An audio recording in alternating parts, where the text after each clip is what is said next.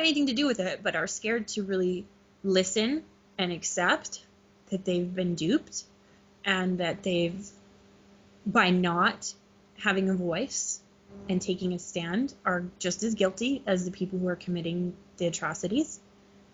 We can't live like that anymore. There's no point. And the amount of energy of fear that the elites are feeling, that is suppressing their capacity to transform and actually co-create in a society that they probably would rather see. Their fear is limiting them, and they have so much more potential to transform into. Sorry to interrupt, but I sort of had this thought, which was, they're basically like an animal that is cornered. They've worked themselves into a corner, and the only way they see that they're going to survive is by trying to continue on with what they've done, controlling people. And then you've got these people who are waking up to what they have done, and they're like, hang them and all this, and, they should, they're basically, these people that want justice in that way are no better than what they have done. Exactly. And Thomas Jefferson, he said it best in his Tree of Liberty letter. The greatest crime that America faces is lethargy. Our own lack of willingness to deal with the problem is what caused the problem. The people who did nothing and watched the criminals get away with it over and over and over and over and over again, crossing because their fingers and closing their eyes, hoping it'll just go away. Right. That's what causes the problem. That's what made the problem. It's not the elite's fault that they got away with it. It's our fault that we let them get away with it. Well, it's both. We could have ended this a long time ago. After World War II, we had every ounce of information that said killing people, being in control, trying to dominate each other, money. Kennedy tried to wake us up. President Kennedy, he was ready to, he actually issued bonds through the U.S. Treasury that circumvented the Federal Reserve. And when he was killed, we just didn't listen. We didn't believe. We didn't want, there was no second government on the grassy knoll. But you can watch the video and see that he was shot from 2 different angles. You can see that he was shot in the back, cringing. Jackie O looks over at him, puts her hand around him, and then his head explodes from the side. There's no way that shot came from behind, which is where the book depository building was. We all look at this video, and yet we turn a blind eye. We all look at the video of the Twin Towers coming down. We know deep in our hearts that that looks like a classic building demolition. And yet you can't see what you don't want to see. If you put your hands over your eyes and say you can't see, you're right. You can't see. Building 7. Most people don't even know there was a 3rd building that fell down. And anytime you talk to most of the people that know the building fell down, they all say, oh, well, the foundation. No. If the foundation fell apart, then it would just have fallen a few feet and maybe tipped over or something. But the total loss of structural integrity of 3 buildings on that day. Free fall speed. Free fall speed. No resistance at all. If you hammer a nail, you know that the hammer slows down as the pressure is applied to the head of the nail and eventually stops, which is why you need to hammer the nail again to drive it in. And yet these buildings, with a significant portion on top of the building falling down, was managed to crush the buildings all the way into the ground. That's physics. It's impossible. Mm-hmm. And yet we all just don't think about it because we'd rather believe the story that was handed to us and not believe that the worst human atrocity on American soil was done by us because we turned a blind eye to the facts. With also the understanding of how to manipulate en masse through fear, and that trauma is actually something that our governments have studied since World War II. They've studied the effect of trauma, and they understand it. So if nothing more, if people are so unwilling to believe that that's possible, which there are, my parents were in their 60s, and my mom still has a hard time with that idea that a government would do this. And it's like, well, okay, so let's just play this game of, let's say they did study trauma, and let's say they do understand what the effect is of the collective with trauma and enforced like that. What would they want, or what could they have gotten away with? Would it look like maybe like the Patriot Act, where, rights are lessened and the Constitution is lessened? Yeah. And would people be that much more willing to go, okay, I don't know what's going on, so you just deal with it? Because that's what we do. The gardener cuts the lawn, the nanny looks after our kids, and the politicians take care of government business for us. Thank you very much. I'm going to go to work on my hamster wheel. I'm going to come home and have my beer, maybe have a barbecue with my neighbors, and everything's good. Yeah. I drive my nice car, and I got some nice shoes, and that's it. And it's like, I'm sorry, we have failed. We have failed our government. We have failed to keep them accountable, the checks and balances. We have failed, like drunken parents, distracted while the kids are like poking the dog and setting the house on fire and drowning in the pool, and we're too busy, aloof, and not engaged and actually hands-on parenting our government. Like, I know that sounds ridiculous, but it's true. And meanwhile, these rampant, unparented teenagers are like, I want more money. I want more stuff. And they're like killing people for it. And we're just like, la, la, la, la, la. Really? Our children are perfect. They would never do things like that. Yeah. Yeah, exactly. And it's like, wow, okay. So let's say that is reality. We're the drunken parents that have not paid attention to our delinquent teenagers, and now they're terrorizing the neighborhood. What do we do? Well, how about we start by talking about it? How about we start by identifying that it's actually happening? How about we look at it and say, this is shitty, but we got to do something, and it's time. And you know what? We screwed up. Okay, fine. So, ignoring it isn't going to make it go away, and it's a little bit scary because our teenagers are quite crazy, and they're doing some pretty messed up stuff, and it's pretty hard to admit that it's our fault that we failed them, but we did. And so let's get on to business and take care of it. Like, come on, seriously, it's not that bad, and it's not going to change unless we do something about it. But that scene in The Girl with the Dragon Tattoo at the end, where he has that room of torture, that happens. That's happening. There are kids being tortured. That needs to stop. We need to look at it. We need to identify it. We need to realize that this stuff is happening, and quickly.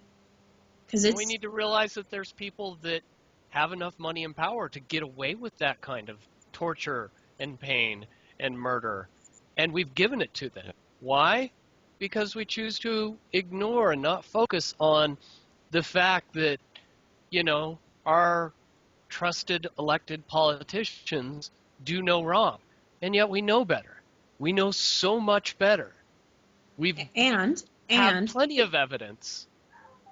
To our defense, there are systems in place to keep us docile. There is electromagnetic frequency to keep us distracted and lobotomized and incapable of identifying that there's an actual issue with the child setting the dog on fire, and now the house is on fire. We're just sitting here going, oh, look, TV. Well, and that's a perfect example, because most people discount this, but nobody discounts radio waves. Everybody hears their radio. You know where that signal comes from. It's electromagnetic. Everybody understands that radar exists because airplanes, airports, everybody uses it. Everybody understands Cell that phones. satellite TV works. Cell That phones. means there's communication between the satellite dish in your backyard and the satellite in space. Your cell phone, you press that thing to your ear, to your head. You're Microwaves, microwaving your head. yeah, I know. And so to say that this doesn't exist is Mm. laughable. But what we don't realize is that those are all based on carrier waves. All of these signals have waves of electronic transmission, sinusoidal waves, that are the carrier frequencies of these transmissions. And you alter those carrier waves very little. You put information into the carrier waves. It's those carrier waves that are constantly surrounding us, that are constantly bombarding us. And when you get out in the mountains, when you get out of cell phone range, when you are away from all of that constant bombardment, yes, it doesn't go away completely, but you can feel it. Why do we all feel so compelled to go camping? Human Yeah. response. It's not magic. It's technology. And it's technology that is so advanced that most people don't understand it because our education system teaches us to be good little workers in 9-to-5 jobs that earn basic paychecks and are content to give most of that money away to other people. That's our lives. That's what we've given ourselves. And it absolutely 100% needs to change. And the only way it's going to change is if we change it. For people out there that would like maybe more of a professional view, Dr. Colin Ross from the Ross Institute has a book. It's called The CIA Doctors. Is it backwards for you guys? No, Nope, that's it good. works. Okay, The CIA Doctors. He actually has done phenomenal amount of research. So that's Colin Ross, Dr. Colin Ross, and it's the Ross Institute. In the back of the book, he documents elaborately the years that certain government contracts were issued and the amount of money and to which university or research. It could be the naval research, or it could be, Denver University, Institute of Health, Public Service, and he talks about these bizarre researches that the government has done, and he documents who was responsible. So there's a lot of really good cognitive documentation that he's put together for people that are that type of learner that need to have some more accredited professional research put together. He's phenomenal. So thank you, Dr. Ross, for sending me this book. I had a really great conversation with him about Bill and what I was identifying in him as a layperson. And so, he has done, if you YouTube Colin Ross RT, did an interview with him where he came out and talked about the different types of research that the government has done with animals as well as humans and with drugs and whatnot. So he's a great person for those that are still very skeptical to start their journey in research with. So please take the time to follow and look up Dr. Ross, because he's great. And real quick, disclosure-wise, hold on a second. Ugh. Yep. Now you see him, now you don't. I made everybody aware in my last interview that my life has been upset a little based on the fact that I found myself living with a person that stole $1 million from another disabled person that she was conservator over, and that it's completely unbelievable that I got inserted into that situation, and yet I've continue to identify things about who got me into that situation that makes it less and less hard to imagine. And I've made everybody aware of that, and I'm not going to beat that dead horse. No. But yeah, I'm waving to Yeah. the people that are like, whose house I'm borrowing, whose couch I'm laying on, who's been nice enough to take care of me until I could get another place to live. So to those people that are doing that for me, I want to say thank you. And they don't want to be identified. They just want to be the Good Samaritans. So understand that there are some absolutely amazing, wonderful people that will pull you out of the depths of hell if you need it. And I've met plenty of them. So thank you, thank you. Yeah, thanks to them. And now, And thank you to you, Scott and Angela, for your help and all the work that you've done and your patience in this last week, because things kind of got sidetracked. So thank you. a couple of weeks, I think it has been actually, since our first interview on February the 10th, Friday night. That was, shall I share what happened there just quickly about you Sure. two? Because it really broke my heart that I had you two were together. Mm-hmm. And I mean, I do have 15 minutes. I'm going to edit and I'm going to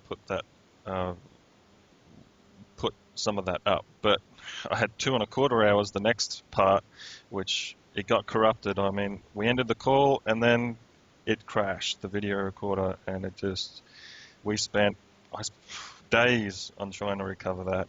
I've been able to recover the video, but I have not been able to recover the audio. So if there's anybody out there who can help with that, just email me, ThankYouWhiteKnights@gmail.com.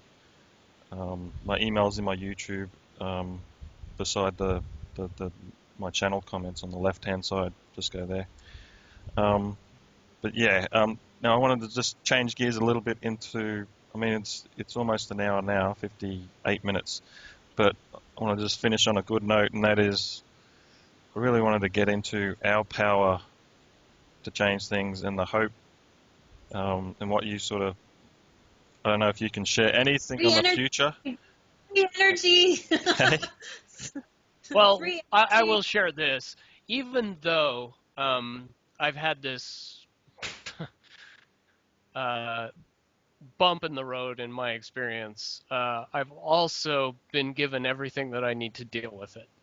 And it's just slowed me down a little bit. It hasn't stopped me. And like I was saying before, the good people, they're out there, and they're ready to do something great for the world. And all we need to do is collectively change our minds about the way we see things and understand that, yes, the world isn't 100% pretty and nice, and it isn't, all Dancing with the Stars and Survivor and what we see on the evening news. There is something more there that we need to take a look at. As soon as we take a look at it, we will be able to see that everybody's human, everybody makes mistakes, everybody needs forgiveness, and if we can find forgiveness just individually in ourselves, we'll be able to give that to the rest of the world. And that's the kind of miracle that we're looking for. And it doesn't sound like a big deal, but truly, everybody's been taught to be so ashamed of the things that they need to be forgiven of that they try to hide them. Yeah, and a good example of that showing up in our collective pathology is, what do we do with garbage? We put it in a hill and then we cover it with dirt and hope that it goes away. And it's like poisoning our earth. Where Dr. Vernon Wolf from Holodynamics, if you go to holodynamics.biz, he has something called a plasma arc generator that is like a reclamation park idea. So garbage would be actually brought into this plasma arc, and because of the heat, molecularly would help sort this garbage into its original elements, and then you would be given raw materials to work with again. So instead of trying to hide our garbage, our collective pathological garbage, with more dirt and like cover it up and, oh, don't look over here, don't see anything, nothing's happening.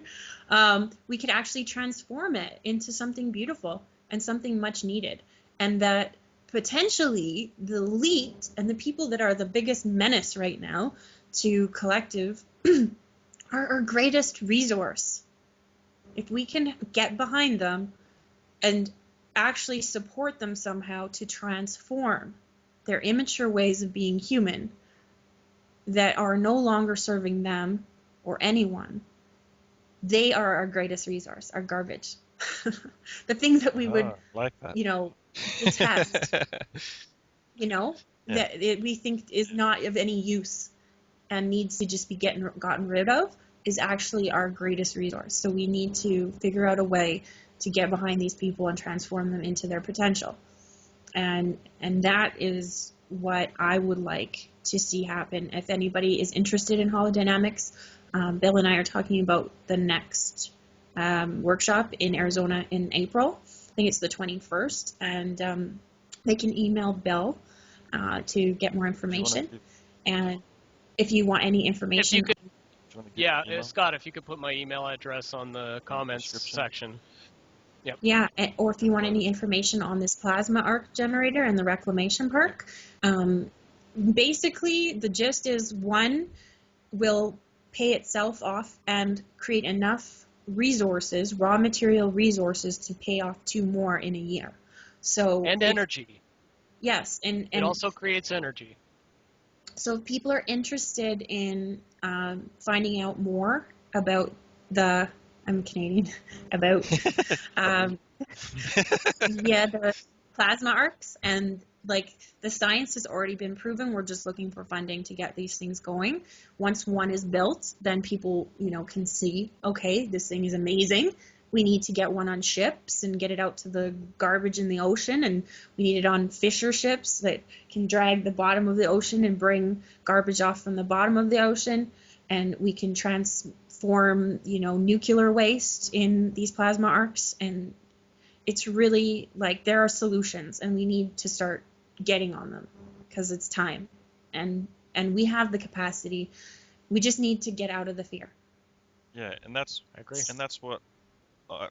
That's where we are all basically, us pair and you pair, are sort of working together in trying to break this logjam that appears to be stopping humanity from the shift, basically, to a better future. That's sort of the way that I see we're working together, and that's why we basically covered everything. That's why you just shared everything you shared, and why I wanted to have you on, because I'm all about solutions, and I want to get to the the good stuff, like flying around in sources and spaceships and stuff. Yeah, and I 2002, 2001, I went and I did a Date with Desi with Tony Robbins and his wife Sage, and they had a really great personal analogy about relationships. And they said any problem is actually a gift, and you have to have the courage and the fortitude and the commitment to stand in front of this present and unwrap it. And if you have the gift and the commitment and the fortitude and the courage to unwrap it and really get down to what this is all about, whatever that problem is, the bigger the problem, the equal is the solution. So let's go after the big problems first, because they hold the biggest solutions, and get excited about the transformation of these potential problems into the biggest potential solutions that are out there. So let's go for it. Like, get excited, because this is awesome. This is the most exciting time to be alive. And if we can, identify these issues and go after the technology, the patents, Bill said he wants the keys to the patents. He wants us to shift out of a resource-based economy and society into this consciousness, and Ralph Ring talks about the fact that this technology will not work until we do the work to understand our consciousness and have done the work to rein in our co-creation capacity with our minds through our belief structure and overcoming fear. Once we overcome that, then we can operate this technology. So it's kind of like both have to happen. We get the patents, but they'll just sit there in front of us until we get our consciousness on board.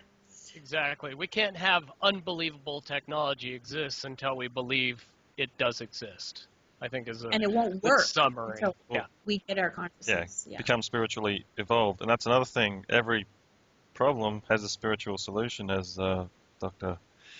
Wayne Dyer says. And everything that I'm trying to do eventually will end in the destruction of capitalism. Transformation. The transformation, Yeah. but still, we need to understand that there's a better way to exist other than the use of money to pay for resources. We can make resources everywhere and abundant, and we can give each other everything we need, and we can discard the middleman process of money and just have everything that we need. But we need to visualize that. We need to understand that it is possible and that we need to work towards that goal. And once we start working towards that goal will manifest itself. It's already. And that's what we're trying to teach people. It's already manifested. I don't know if I talked to you about the Zeitgeist movement during the last interview. There's like 3 videos out there. There's like hundreds and thousands, if not probably into the millions now, that have joined this movement, and they all get together and do these meetings online. And so just go to there's YouTubes on it in my playlist. The zeitgeistmovement.com, I think it is. But they're all about resource-based management systems, where you don't have. It's about providing everybody with what they need and doing away with all this crap like the advertising and using money to make money. You imagine what happened if all that was gone and all these huge skyscrapers are just full of people who are just they're doing counting money or accountants or I mean, if that was all gone and all this advertising and competition, and instead we were cooperating, and the best people were put forwards on certain projects. I mean, that is kind of a competition in a way. Because I've had, I talked to this trader, and he said, "That's a healthy, it's a healthy competition. that's a healthy competition." Yeah, it's not a, the worst form of competition is what we're seeing now, and that is war, because war over resources, war over oil, and all the rest of it. Even though that's an illusion. War's just a giant scam anyway. We're all being scammed with war. This goes back to what Bill was saying about hope. As a society collectively, if you are just one person and you look out into the world and you're like, okay, I can see all this stuff going on, but who am I to make any difference? And that's also why Bill wanted me to come forward, is to say, you can make a lot of difference. And we're told that we can't. We're controlled into thinking we can't, so that we're just sitting here lethargically going, yeah, that's pretty bad. Who's going to fix it? When are they going to fix it? I hope they fix it soon. And hope is so important, because as soon as you have hope, it's like the thread that allows you to take the next step. And, that's where transformation can happen, because when you're in fear, you can't access spiritually those other options, of the menu of options that are available to you. It's only when you transition out of that fear into a place of, okay, what do you mean everything is an equal and opposite in this universe, that there's no positive or negative, that doesn't exist without one or the other? Oh my gosh, so you mean there's kids in cages being electrocuted 7 floors down under the Denver or China Lake, in Vegas and Nevada, there's kids being tortured and raped systematically.